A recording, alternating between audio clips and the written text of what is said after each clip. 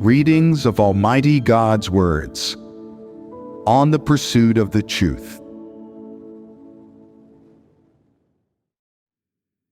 How to pursue the truth. 20. What is the second principle of the topic of letting go of one's career?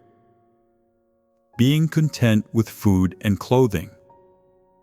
In order to survive in society, people engage in various kinds of labor or jobs to sustain their livelihoods, ensuring they have a source and security for their daily meals and living expenses. Consequently, whether they belong to the lower classes or to a slightly higher tier, people maintain their livelihoods through various occupations. Since their purpose is to maintain a livelihood, it's pretty straightforward. Having a place to live, eating 3 meals a day, affording meat on occasion if they wish to eat meat, going to work regularly, having an income, not going around in rags or unable to get sufficient nourishment. That's good enough. They are people's basic necessities in life. When one achieves these basic necessities, isn't it relatively easy to achieve food and warmth? Isn't it within the scope of their ability? So, if the nature of one's career is solely for the sake of food and warmth, for the sake of their livelihood, regardless of what career they are involved in, as long as it's legal, it will generally align with the standards of humanity. Why do I say that it aligns with the standards of humanity? Because the motive, intention, and purpose you have behind engaging in this profession have nothing to do with any matter or idea other than maintaining livelihoods. It is purely for the sake of having enough to eat, having enough warm clothes to wear, and being able to support your family. Isn't that so? These are the basic necessities. Once these basic necessities are provided for, people may enjoy a basic quality of life. When they can achieve this, they can sustain a normal existence. Is it not enough for a person to be able to sustain a normal existence? Is this not what people should achieve within the range of humanity? You are responsible for your own life. You bear it on your shoulders. This is a necessary manifestation of normal humanity. It is sufficient and appropriate for you to achieve this. However, if you are not content, then whereas a normal person might eat meat once or twice a week, you insist on having it every day, and more left over. For instance, if you consume a 1/4 pound or 1/2 pound of meat daily, when you only need 3 ounces to maintain proper physical health, this excess nutrition might lead to illness. What causes such diseases as fatty liver, high blood pressure, and high cholesterol? Eating too much meat. What is the problem with eating too much meat? Isn't it due to a lack of control over one's diet? Isn't it due to gluttony? Where does this gluttony come from? Isn't it because one's appetite is excessive? Are excessive appetite and gluttony in line with the necessities of normal humanity? They exceed the necessities of normal humanity. If you constantly wish to exceed the necessities of normal humanity, it means you'll have to work more, earn more money, and work many times more than normal people. Whether through overtime or taking multiple jobs, you'll need to generate more income to afford eating meat 3 times a day and whenever you desire. Doesn't this go beyond the scope of normal humanity? is it good to go beyond the scope of normal humanity? No. Why is it not good? In one respect, people's bodies are prone to illness. In another, in order to satisfy their desires and appetites, people have to invest more time, energy, and cost into their work. This takes up the time and energy they could use to pursue the truth and do their duties, affecting how they walk the path of believing in God and pursuing the truth. People should be content with having basic necessities, not feeling hungry or cold, and achieving the food and warmth needed for normal humanity. You should earn enough money to keep in accordance with the normal bodily requirements for nutrition. That is enough. That is the kind of life that people with normal humanity should have. If you're always craving pleasures of the flesh, satisfying your fleshly appetite without considering your physical health, and disregarding the right path, if you always want to eat good food, enjoy good things, have a good living environment and a good quality of life, eat rare delicacies, wear brand-name clothes and gold and silver jewelry, live in mansions, and drive luxury cars. If you constantly wish to pursue this, then what kind of occupation do you need to have? If you only take an ordinary job to meet your basic needs and address food and warmth, can it fulfill all these desires? Certainly not.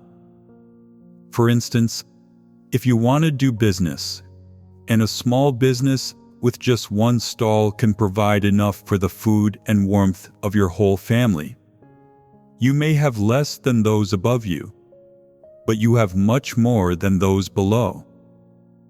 You can eat meat on occasion, and your whole family can dress decently. You can use the remaining time to believe in God, attend gatherings, and do your duties, and you can still have the energy to pursue the truth. This is good enough, because based on your life having assurance, while engaging in this occupation, you will be able to free up time and energy to pursue faith in God and the truth. This is in alignment with God's intentions. However, if you are never content, you will always think, this business has potential. I can earn this much money per month with just one stall. It can provide for my family's food and warmth. If I have 2 stalls, then I can double my earnings. Not only can my family have food and warmth, we can also save a bit of money.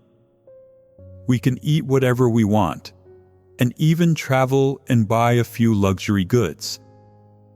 We can eat and enjoy things that most people can't. That would be so great. Let me add another stall. After adding another stall, you grow wealthier. You get a taste of the perks and think, it seems that this market is quite large. I can add yet another stall, expand my business, and bring in different goods to expand it further. Not only can I save money, I can buy a car and upgrade to a bigger house. My whole family can travel both domestically and internationally. The more you think about it, the more appealing it becomes. At this point, you're set on adding another stall. The business grows bigger and bigger. You earn more and more money. Your enjoyment increases. But you go to fewer and fewer gatherings, from weekly gatherings to bi-monthly or monthly, and eventually, only once every 6 months. You think in your heart, my business has grown. I've earned a lot of money. I support the work of God's house and give a large offering. You're driving a convertible. Your wife and children are adorned in gold and diamond jewelry, dressed head to toe in brand-name clothing, and you've even traveled abroad. You think, having money is great. If I knew making money would be this easy, why didn't I start earlier? Having money is so great. A wealthy person's days are spent in such comfort and ease. When I eat delicious food, the taste is unparalleled. When I put on designer brands, I feel elated. And wherever I go, I receive envious and jealous looks from others.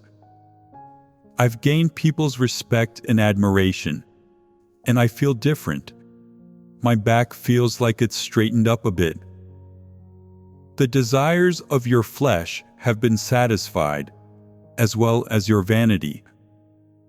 But the dust on the cover of God's words keeps getting thicker and thicker. You haven't read them in a long time, and your prayers to God have become shorter.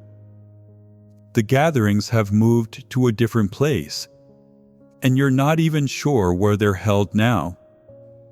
You don't even occasionally report to church anymore. Tell me, is this getting closer to salvation or farther away? Your quality of life is improving. Your body is well fed, and you've become more particular. In the past, you wouldn't even go for a medical checkup once every 8 years or a decade. But now that you're wealthy, you go for a checkup every 6 months to see if you have high blood pressure, high blood sugar, or high cholesterol. You say, one must take care of their body. As the saying goes, if you must be something, don't be sick. If you must not be something, don't be poor. Your thoughts and viewpoints have changed, haven't they? Now that you're rich and no longer an ordinary person, you feel that you're valuable, that your identity is honorable, and you treasure your body even more. Your attitude toward life has changed as well. Before, you didn't bother with medical checkups, thinking, we poor folks don't need to worry about that. Why should I get a checkup? If I'm seriously ill, I can't afford the treatment anyway. I'll just sit and bear it. And if I can't, I guess this flesh will just go ahead and die. No big deal. But now it's different. You say, people shouldn't live with an illness. If they're sick, who will spend the money they've earned? They won't be able to enjoy life. Life is short. It's different, isn't it? Your attitudes toward money, toward the life of the flesh, and toward enjoyment have all changed. Similarly, your attitudes toward believing in God, pursuing the truth, and receiving salvation have also grown increasingly indifferent. Once a person embarks on the path of not being content with food and clothing, they will pursue a higher quality of life and the enjoyment of better things. This is a sign of danger. It's falling into temptation. It will cause trouble, and it is a bad omen. Once someone enjoys and experiences the taste of wealth, they start worrying that one day they will lose their money and become poor.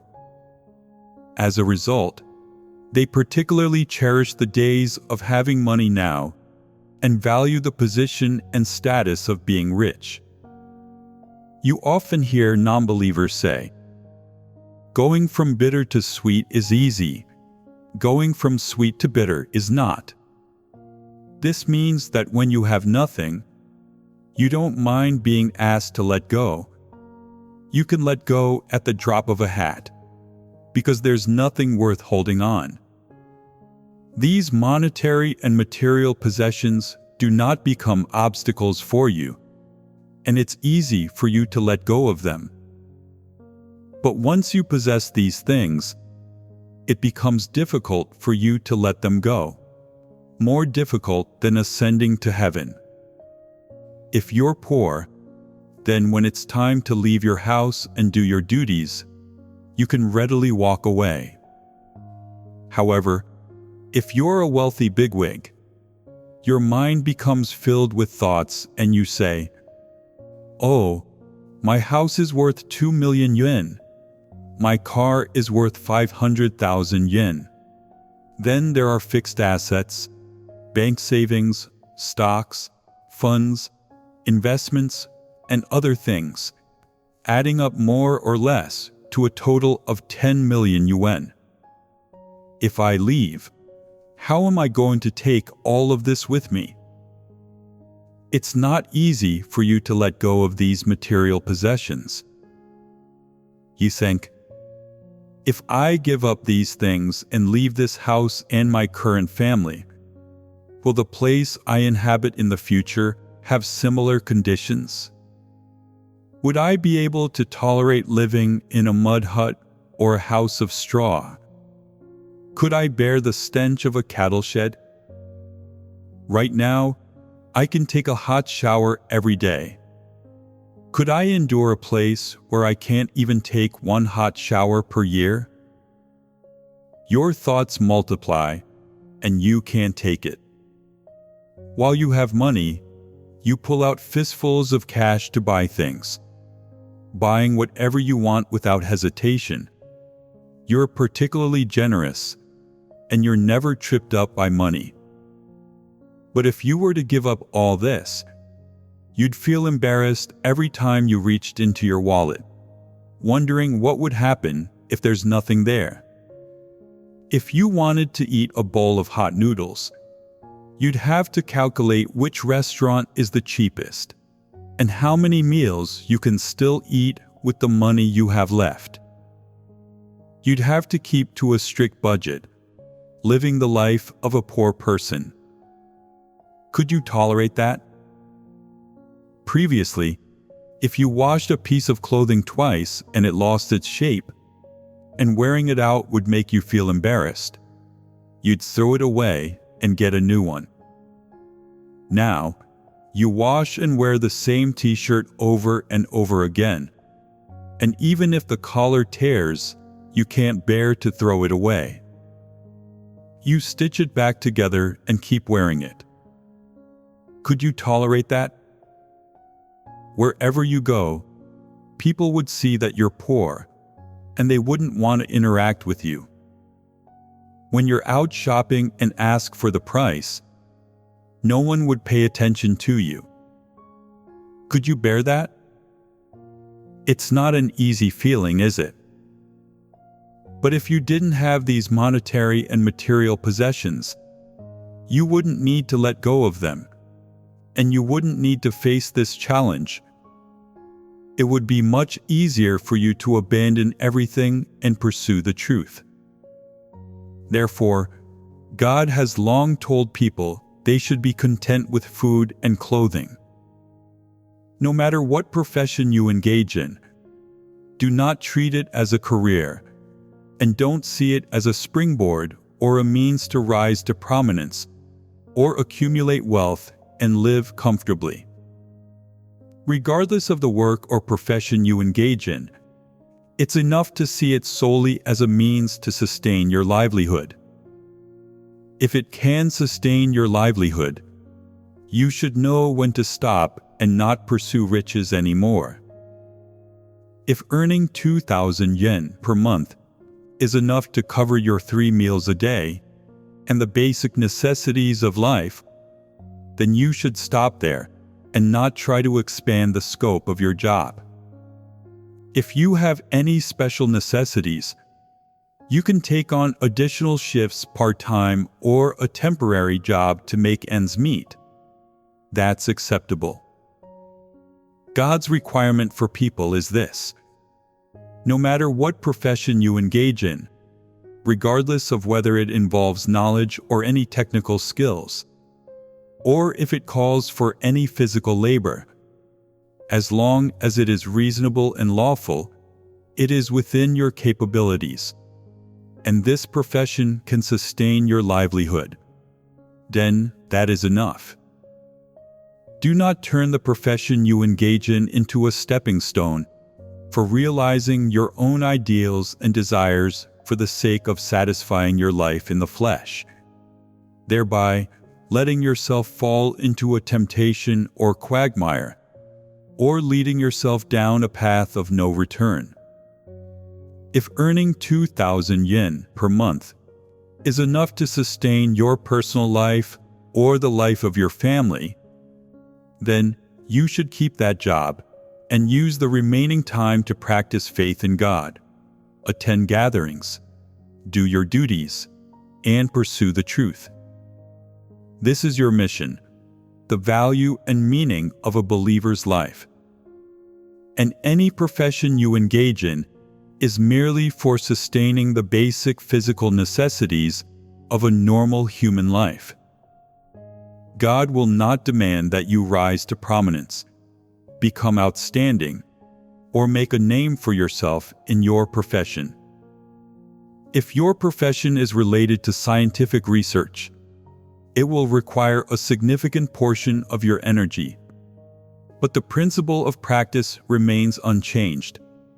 Be content with food and clothing. If your profession offers you opportunities for promotion and a substantial income based on your capabilities, and this income exceeds the range of being content with food and clothing, what should you choose to do? Refuse the offer. The principle you should obey is that which God has admonished. Be content with food and clothing.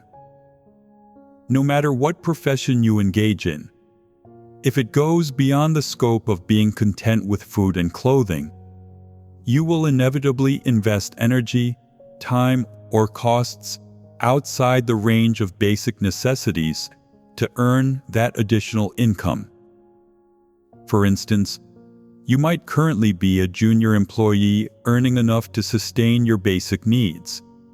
But due to your good performance on the job, your superiors want to promote you to a managerial position or to such and such senior executive with a salary several times higher.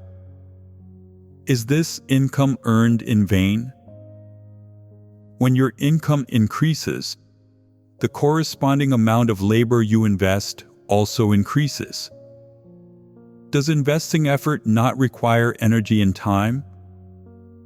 This is equivalent to saying that the money you earn is obtained by trading a large chunk of your energy and time. To earn more money, you need to invest more of your time and energy. As you earn more money, a large chunk of your time and energy is then occupied, and at the same time, the time you allocate to your faith in God, attending gatherings, doing duties, and pursuing the truth decreases proportionately. This is a plain fact. When your energy and time are dedicated to accumulating wealth, you lose out on the rewards of your faith in God. God will not treat you favorably, nor will His house fill you in on what you missed just because you've been promoted and a large amount of your time and energy are now occupied, causing you to have no time to do your duties or attend the gatherings in God's house. Is this the kind of thing that happens? God's house won't catch you up or let you have special treatment, and God will not treat you favorably because of this. In short, if you wish to have rewards for your belief in God, if you want to attain the truth, it depends on your own efforts to secure time and energy. This is a matter of choice. God doesn't forbid you from sustaining a normal life. Your income is sufficient to cover food and warmth, sustaining your bodily survival and life activities. It's enough to support your continued existence. But you are not content. You always want to earn more. Then your energy and time will be taken away by this sum of money. What are they being taken away for? To enhance the quality of your physical life. As you improve the quality of your physical life, you gain less from believing in God, and your time for doing duties is gone. It is occupied. What occupies it? It is occupied by the pursuit of a good physical life, by physical enjoyment. Is it worth it? If you're good at weighing the pros and cons, you know it's not worthwhile. You gain enjoyment in your physical life. You eat better food and keep your belly satisfied. You dress well, stylishly and comfortably. You acquire a few more designer items and luxury goods. But your job is tiring, more demanding, and it takes up your time and energy. As a believer, you have no time to attend gatherings or listen to sermons. You also lack time to ponder the truth and God's words. There's a lot of truth you still don't understand and cannot recognize, but you lack time and energy to ponder and seek after them. Your physical life improves, but your spiritual life fails to grow and faces decline. Is this a gain or a loss? This loss is too great. You have to weigh the pros and cons. If you're a clever person who genuinely loves the truth, you should weigh both sides and see what is the most valuable and meaningful thing for you to gain.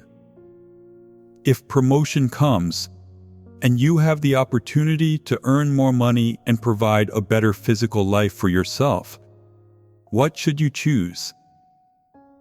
If you're willing to pursue the truth and have the determination to pursue the truth, then you should forego such opportunities. For example, suppose someone at your company says, "You've been doing this job for 10 years. Most people in the company see their salaries rise and receive promotions in 3 to 5 years. But your compensation is the same as before. Why won't you give a better account for yourself? Why aren't you improving your performance? Look at so-and-so. She has been here for 3 years, and now she drives a convertible and lives in a bigger house.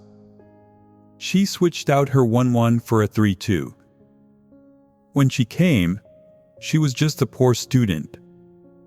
Now she's a wealthy woman, dressed head to toe in designer clothes, staying in luxury hotels, living in a mansion, and driving a luxury vehicle. When you see how well off she is, wouldn't you begin to feel the itch? Wouldn't you feel bad? Could you withstand such temptations? Would you still stick to your original intention? Would you stick to the principles? If you genuinely love the truth, are willing to pursue the truth, and believe that gaining something in the truth is the most important thing, the most valuable thing in your life, and that you've chosen that which is the most important and valuable thing in your life, then you won't regret it, and you won't be swayed by things like promotions. You will be persistent, saying, "I am content with food and clothing. Whatever occupation I take, it is for the sake of food and warmth, to allow my body to continue living, not for bodily enjoyment, and certainly not for achieving prominence. I don't pursue promotions or high salaries. I will utilize my limited lifetime to pursue the truth." If you possess this determination, you won't waver, and your heart won't itch. when you see others getting promoted, receiving raises, or wearing gold and silver jewelry and brand-name clothes, enjoying a better quality of life than you, and surpassing you in style, you won't feel envious. Isn't that so? However, if you don't love the truth and don't pursue the truth, you won't be able to restrain yourself, and you won't persist for very long. On such an occasion and in such an environment, if people lack the truth as their lives, if they lack a bit of determination, if they lack true insight, they will frequently vacillate back and forth and feel weak. After persisting for a while, they will even grow depressed, thinking, "When will these days come to an end? If God's day doesn't come, how long will I remain a footman in the company? Others are earning more than me. Why am I only able to maintain basic food and warmth? God doesn't tell me to earn more money. Who's stopping you from earning more money? If you have the capability, you can earn more. If you choose to earn more money, to lead a wealthy lifestyle, and to enjoy living extravagantly, that's fine. No one is stopping you. However, you need to be responsible for your own choices. In the end, if you don't attain the truth, if God's words haven't become life within you, you will be the only one regretting it. You need to be responsible for your own actions and choices. No one can foot the bill or take responsibility for you. Since you chose to believe in God, walk the path of salvation, and pursue the truth, don't regret it. Since this is what you've chosen, you shouldn't see it as a rule or commandment to follow. Rather, you should understand that your persistence and choices have meaning and value. Ultimately, what you gain is the truth and life, not just a rule. If your persistence and choices make you feel particularly embarrassed, uncomfortable, or unable to face people around you, then don't continue to persist. Why make things difficult for yourself? Whatever you wish for in your heart, whatever you want, pursue that thing. No one is stopping you. Right now, us fellowshipping like this is just giving you a principle. In the world, every profession that people engage in is associated with fame, profit, and physical enjoyment. The reason why people earn more money is not to achieve a certain number, but to improve their physical enjoyment through earning that money, and also to become wealthy people known to the public. This way, they will have fame, profit, and position, all of which exceed the range of basic necessities.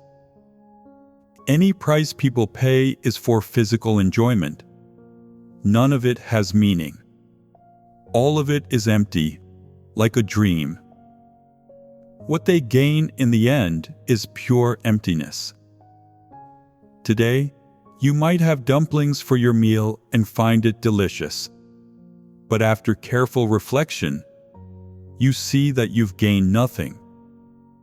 If you eat it every day, you might get tired of it, stop eating it, and switch to something else, like corn buns, rice, or pancakes. You adjust yourself like this, and your physical body grows healthier. If you eat rich foods every day, your physical body might grow unhealthy, won't it? Being content with food and clothing, is this the correct path? It is correct. Why is it correct? Is the value of a person's life about food and clothing? If the value of a person's life is not about food and clothing or enjoyment in the flesh, then the profession a person engages in should only fulfill the need for food and clothing. It shouldn't go beyond this scope. What is the purpose behind having food and clothing? To ensure the body can survive normally. What is the purpose of survival? It's not for the sake of fleshly enjoyment, nor for the sake of enjoying life's course. And it certainly isn't for the sake of enjoying all the things that humans experience in life. All of these are unimportant. So what is the most important? What is the most valuable thing a person should do? One should walk the path of believing in God and pursuing the truth, and then fulfill their own duties. No matter what kind of person you are a created being. Created beings should do what they are meant to do. This is what has value.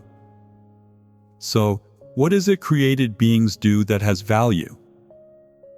Every created being has a mission entrusted to them by the Creator, a mission they are meant to fulfill. God has determined the destiny of each person's life. Whatever their life's destiny is, that is what they should do. If you do it well, then when you stand before God to give an account, God will provide a satisfying answer. He will say that your life was lived valuably and fruitfully, that you turned God's words into your life, and that you are a qualified created being. However, if your life is just about living, struggling, and investing for the sake of food, clothing, pleasure, and happiness, then when you finally stand before God, He will ask, "How much have you fulfilled of this life's task and mission that I gave you?" You will tally it all up and find that the energy and time of this life were spent on food, clothing, and entertainment. It seems like you haven't done much with your faith in God. You haven't fulfilled your duty. You haven't persisted to the end, and you haven't carried out your devotion. With regard to pursuing the truth, though you had some willingness to pursue it, you haven't paid much of a price, and you haven't gained anything. In the final test, God's words have not become your life, and you are still the same old Satan. Your methods for viewing things and acting are all based on human notions and imaginings, and Satan's corrupt disposition. You are still completely opposed to God, and are incompatible with Him. In that case, you will be rendered useless, and God will not want you anymore. From this point on, you will no longer be God's created being. That is a pitiful thing. Therefore, no matter what profession you engage in, as long as it's legal, it is arranged and predestined by God. But that doesn't mean God supports or encourages you to earn more money or to rise to prominence in the career you have taken. God doesn't approve of this, and He never required it from you. God will moreover never use the profession you engage in to push you toward the world, to hand you over to Satan, or to allow you to willfully pursue fame and profit. Instead, through the profession you engage in, God allows you to address your needs for food and warmth. That is all. Additionally, within God's words, He has told you such things as what your duty is, what your mission is, what you should pursue, and what you should live out. These are the values you should live out, and the path you should walk throughout your life. After God has spoken and you understand what he said, what you should do. If working 3 days a week is enough to meet your needs for food and warmth, but you still choose to work on the other days, then you cannot do your duty. When a duty requires your cooperation, you say, "I'm at work. I'm at my post." And when someone tries to contact you, you always claim to have no time. When do you have time? Only after 8 p.m., when you're worn out, tired, and drained. You have the will, but not the strength. You work 6 days of the week, and whenever someone tries to contact you by phone, you always claim that you don't have time. Only on Sundays do you have time, and even then, you need to spend time with your family and your children, do household chores, and recharge yourself and relax a while. Some people even go out on vacation, spend some time on leisure activities, and go off spending money and shopping for things. Some people build on their relationships with colleagues and network with leaders and higher-ups. What kind of belief is this? This is a disbeliever through and through.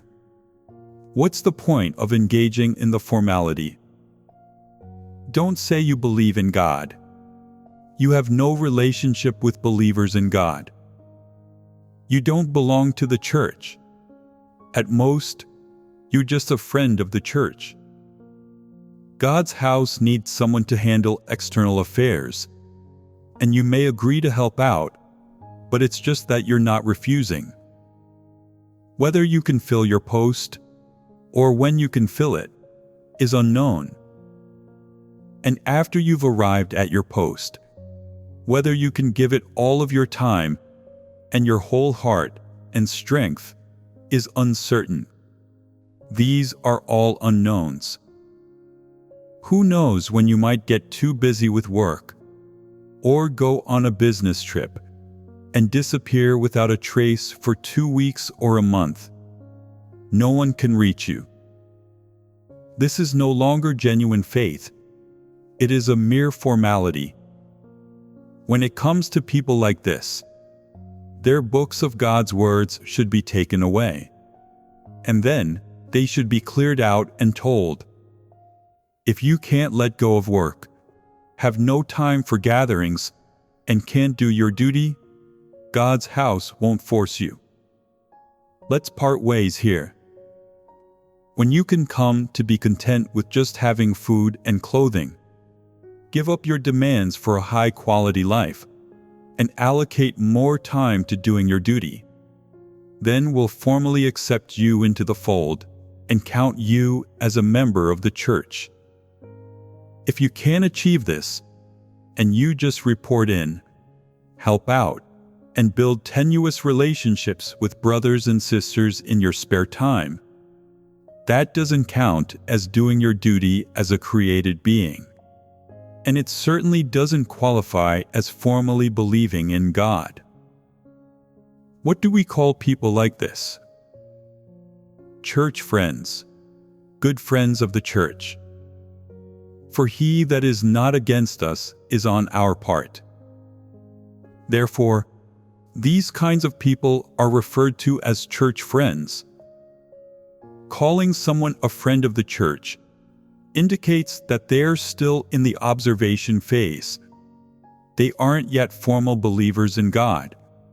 They aren't counted among the church members, nor are they yet considered as people doing a duty. At most, they still have to be observed, as it's still unclear whether they can do their duty. However, some people, due to restrictions placed on them by family environment or conditions, must work several days a week to address making a living and support their children. We won't make any peremptory demands on them. If they can do their duties in their remaining time, then they count as members of God's house, as formally believing in God, because they have already met the basic condition of being content with food and clothing. They have objective difficulties, and if you prevent them from working, their entire family will have no means of support, and they'll suffer from cold and hunger. If you don't let them work, who will support their family? Are you going to support them? Therefore, church leaders, supervisors, and anyone related to them are not justified in demanding that they quit their jobs and not worry about their families. This ought not to be done. It would be asking the impossible of people.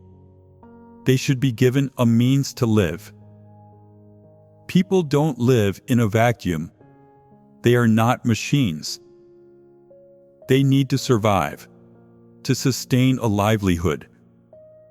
As we discussed before, if you have children and a family, then as a mainstay or a member of the family, you should take on the responsibility of supporting your family. The principle for fulfilling this responsibility is to achieve food and warmth. That is the principle. For some people, this is the condition they are in, and they can't do anything about it. After performing their responsibilities to their family, they adjust their schedule to do their duty. This is allowed and permitted by God's house. You can't ask the impossible of people. Is this a principle? No one is justified in demanding that those who have just recently believed in God and have yet to establish roots must quit their jobs, abandon their families, get divorced, neglect their children, or reject their parents. None of these are necessary.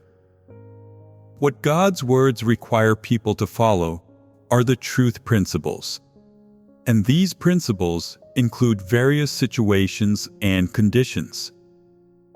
Based on these different situations and conditions, requirements and measures should be made according to the truth principles.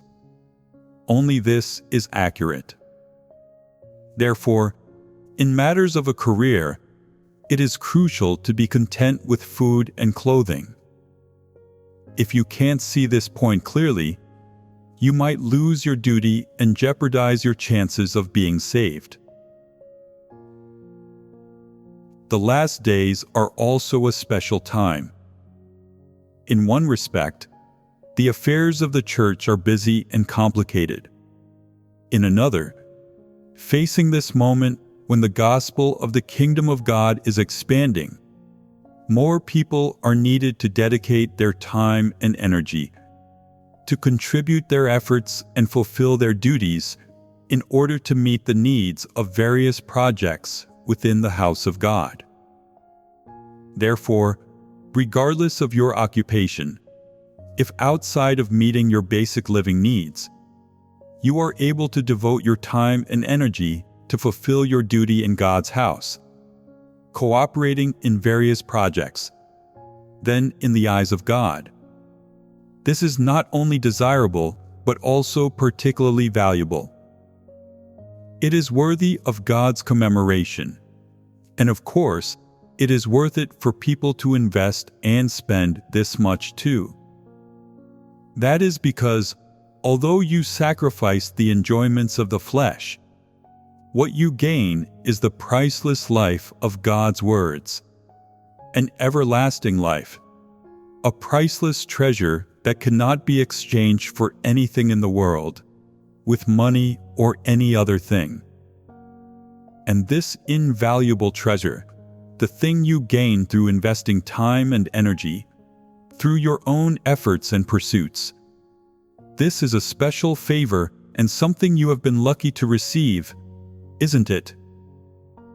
God's words and the truth becoming one's life. This is a priceless treasure in exchange for which people should offer everything. So, based on your occupation, allowing you to have the food and clothing.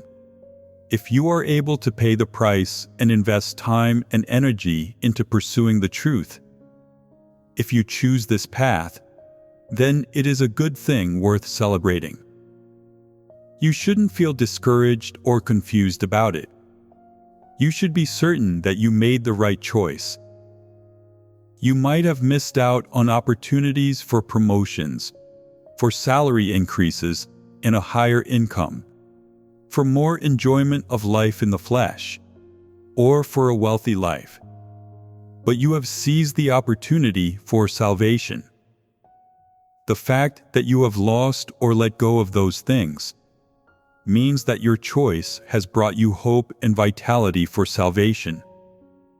You haven't lost anything. On the contrary, if after having the food and clothing, you exert extra time and energy, earn more money, acquire more material pleasures, and your flesh is satisfied, yet in doing so, you've ruined the hope of your own salvation, then this undoubtedly is not a good thing for you. You should be upset and anxious about it. You should adjust your work or your attitude about life and demands concerning physical life quality. You should let go of certain desires, plans, and agendas for life in the flesh that do not align with reality. You should pray to God, come into His presence, and resolve to fulfill your own duty, throwing your mind and body into the various tasks in God's house, striving so that in the future, on the day when God's work is concluded, when God examines the work of all different kinds of people and measures the statures of all these different kinds of people, you will be a part of them. When God's great work is accomplished, when the gospel of God's kingdom has spread throughout the universe, when this joyous scene unfolds, there will be your toil, your investment, and your sacrifice. When God receives glory, when His work is expanded throughout the universe, when everyone is celebrating the successful accomplishment of God's great work, at the unfolding of that moment of joy, you will be the one who is connected to this joy. You will be a partaker in this joy, not the one who will weep and gnash their teeth, who will beat their breast and pound their back, while everyone else is shouting and jumping for joy, not the one receiving severe punishment, who will be thoroughly spurned and eliminated by God. Of course, even better is that when God's great work is accomplished, you will possess God's words as life. You will be a person who has been saved, no longer rebelling against God, no longer violating principles, but someone who is compatible with God. At the same time, you will also rejoice over everything you gave up initially: the high salary, fleshly pleasures, good material treatment, a superior living environment, and the appreciation, promotion, and elevation given by leaders. You won't be regretting that you did not give up those opportunities for promotion, or those opportunities to increase your salary and build wealth, or those chances to indulge in a luxurious lifestyle. In short, the requirements and standards for the profession one engages in, which are also principles of practice they should obey, are all summed up in this saying: be content with food and clothing. Pursuing the truth to attain life is what people should hold on to. They should not forsake the truth and the right path in order to satisfy their own fleshly desires and enjoyment. This constitutes the second principle people should uphold with respect to a career. Regarding the topic of letting go of one's career, Today we discuss two principles. Have you understood these two principles? With the principles clear, the next step is to evaluate, based on these principles, how to practice them. Ultimately, those who can uphold these principles are the ones following the way of God, while those who cannot uphold the principles are deviating from God's way. It's as simple as that. If you can uphold the principles, you will attain the truth. If you don't uphold the principles, you will lose the truth. Attaining the truth provides the hope of salvation. Failing to attain the truth will lead to losing the hope of salvation. That's just how it is. All right, let's conclude the fellowship here for today. Goodbye.